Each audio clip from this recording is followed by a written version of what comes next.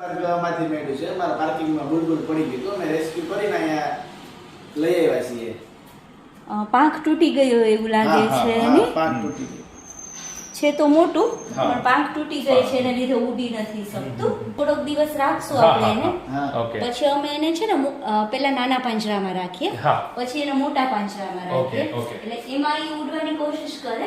પછી જો અમને એમ લાગે ને કે આ ઉડી શકે છે તો પછી અમે એને કુદરતમાં રિલીઝ કરીએ. હા તો અમને બોલાવી લેજો. હા તો એક્ચ્યુઅલી આ પેડ છે, આ ઓકે આપણા ઘરની બહાર એ ક્યાંનું આટા મારે છે, એટલે તો આને સારવાર આપણે એને ત્યાં જ પાછું એટલે તો શું એને તો આપણે એમ જ કરશું. ને સપોઝ હું નીકળી ગયો ને તો તમે આમનો નંબર છે તો એટલે તમને એટલે કેમ કે આમાં પેડ છે ને તો ક્યાંનું ગુળિયા કરે છે આને માટે એટલે એ વધારે દુખ થાય. આટલો નાનો જીવ છે અને તમે એટલું બધું એના માટે વિચારો છો એ બહુ સારું કહેવાય. કેમ કે દરેક જીવ છે એ કુદરતે જે કોઈ જીવ બનાવ્યા છે એનું મહત્વ છે જ એમ. આ જીવ અને બધું આપણે જે નેચર છે ઈ જ ભગવાન છે એકચ્યુઅલી. આપણે માણસની તો સારવાર કોઈ પણ થઈ જશે, પણ આઈ ડુ ટેલ પીપલ કે